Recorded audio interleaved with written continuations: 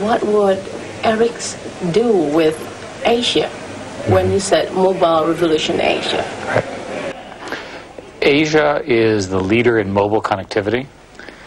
When I go back and I look 5 years ago, 10 years ago, the Asian countries that I followed all had high penetration of mobile phones. Here in Indonesia, you have 95% penetration of mobile phones in a country that's not particularly wealthy, right? So it shows you that the average Indonesian really does believe that mobile is the answer. We want to make sure that in their mobile devices and with smartphones, as we get them smartphones, they can live their lives on phones. We think that the phone can provide banking, information, entertainment, your show, and everything right on their mobile phone. Okay. Now you see that if we cannot compare Europe and Asia, but then I know we have some potential, but you said you have ambitions with China. How about Indonesia itself? Well, Indonesia looks to us like a very large market. You have more than 250 million people. You have a stable democracy now. You've got a plan to have a lot of broadband connectivity. You're under-penetrated in the internet. Only 15–20% of Indonesians are using the internet. We know that when we get very attractive local content, it'll explode. That creates a new market for us. And more importantly, it serves as a platform for business. Many small businesses in Indonesia. I was told the current estimate is 52 million small and medium businesses, most of which are not online. Every one of those should have a website. They should be doing business online, and they'll get more money for that. Are you really sure that Indonesia would adapt to that technology? I am, and the reason is that other countries have done the same thing, and they've seen tremendous economic growth as a result. A recent study in mature markets says that the internet has brought in 2.6 jobs for every 1 job lost.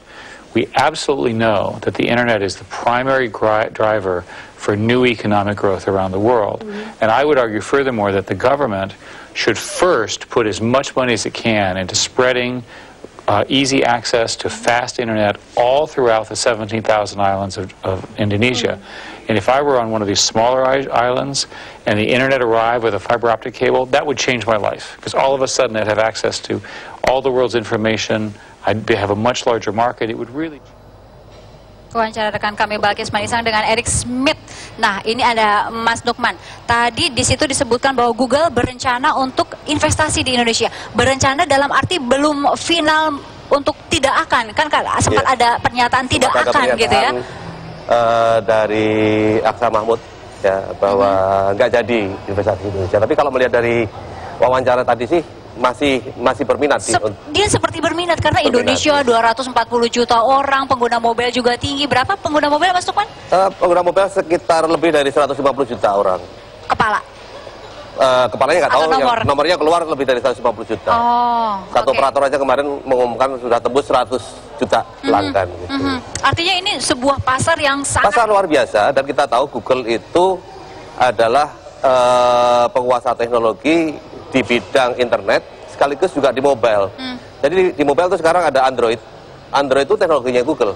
Dan sekarang udah menguasai pasar di mana-mana. Maka kalau tadi Smith mengatakan bahwa dia berkali-kali mengucapkan mobile, dugaan saya arahnya adalah potensi Indonesia yang luar biasa besar di mobile itu akan jadi target dia.